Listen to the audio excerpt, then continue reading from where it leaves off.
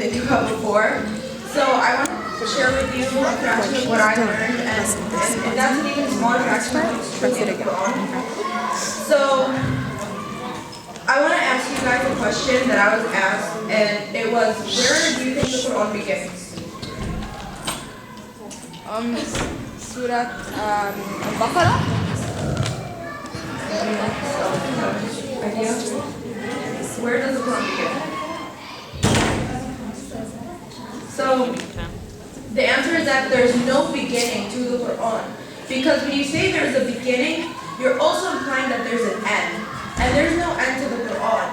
You can open the Quran at any point and read it and understand without having to have like a pretext to it.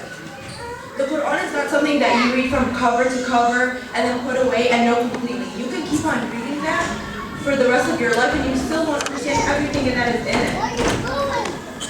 When you look at it as not linear, but rather as like a circle, there's so much more added depth to it than before.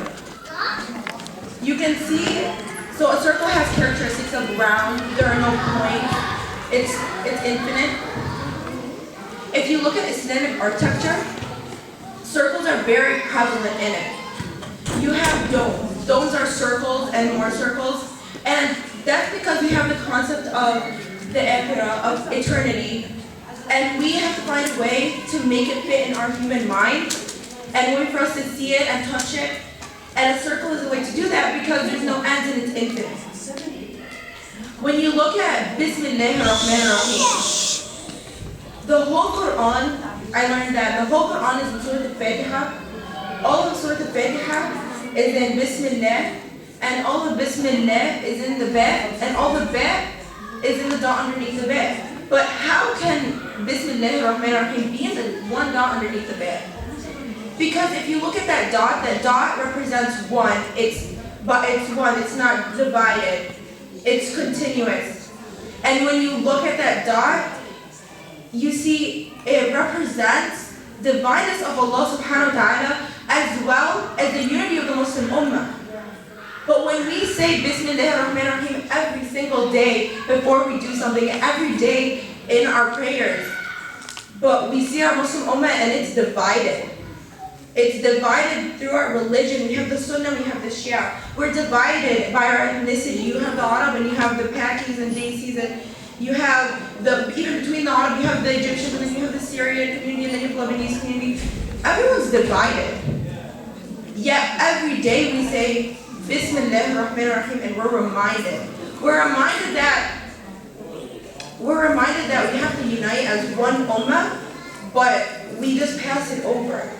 We say it because we feel obligated, like we have to, but we don't understand, and that's the problem with our ummah, is that we don't understand what we are saying. When we don't understand what we're saying, we're not going to get anywhere. For example, if you look at Yawm ad-Din, what is that? What does that mean? What does it translate to? The Day of Judgment. Yeah. So we're taught that in English that it means Day of Judgment. But if you look at Din, it comes from the root word dain, which means loans, and that means that it's the day that you pay your loans off. It's the day that everything that you have, your clothes on your back, this masjid, your homes, your life, every breath you take, every step that you take is given back to Allah subhanahu wa ta'ala. Because it's not ours. When we say mine, ours, yours, it's not ours. It's Allah subhanahu wa ta'ala's, and we're all going to give it back. Going back to the idea of the circle. This is all not ours. It came from Allah subhanahu wa ta'ala. It's going to go back to Allah subhanahu wa ta'ala. If you look at our ummah started from a time of kuffar, people worshiping idols, and we went to a time of the Prophet where everyone was united. It was a strong Muslim ummah, and after his death we started to regress. We started to go back, and now we're at a time where people worship celebrities. At a time where people live their life revolving around celebrities. We need to refocus. We can't sit here and blame and say, oh, it's the Western influence, it's this, it's that. We need to blame ourselves before we blame anyone else, and I'm starting with myself because I don't understand the Fusha, Arabic Fusha. We have the real tough slang, we all do this. We don't understand what it means, therefore we're not able to unite. the influence were able to come in because we were so divided, because we divided ourselves. It is so easy for them to come. It was so easy. We're all separated now, and the way to unite each other, no matter where we are in the world, is through the Arabic language. It doesn't make sense, like, everyone, yeah, they live in different locations around the world, but if you know Al-Fusha, you unlock a key to the Quran, the key to our religion, which is the Quran. We're unlocking the source and the basis of our religion, which you can memorize. You can memorize the Quran, but you'll never know what it means. You can memorize the whole thing, but never know what it means. I can right now go tell my friend a story. They'll pass it to their friend will pass it to another friend, and they'll get the message, they'll get the idea, it may be funny story, maybe a sad story, whatever it is. Can we do that with the Quran? Can we read something from the Quran and understand it to a point where you don't need memorization and sit there for hours, but you understand it so you can go and pass it on to someone else, and pass it on to someone else. But we don't have that. We're stuck. And if you look at it, the Fatiha is considered the Kaaba of the Quran. And the reason we go to Umrah and Hajj to go around the Kaaba is to feel at peace, feel in serenity, to feel happiness, feel content.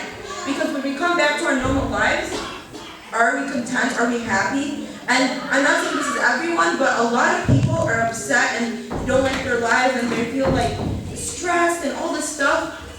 If we actually understood what we were working for, I feel like we'd all be much more happier. And by doing that, we all need to start by learning the Quran, learning the Arabic. Because we could say we can do youth groups and all this stuff, but what are we going to base it off of? We have nothing to base it off of. So I want to leave you with one last thought, and that is, think about what you did to unite the Ummah and to work for the oneness of Allah subhanahu wa ta'ala. Just think about it between you and yourself, because you can say you did that, but only you and Allah subhanahu wa ta'ala know what you did. So, Takbir.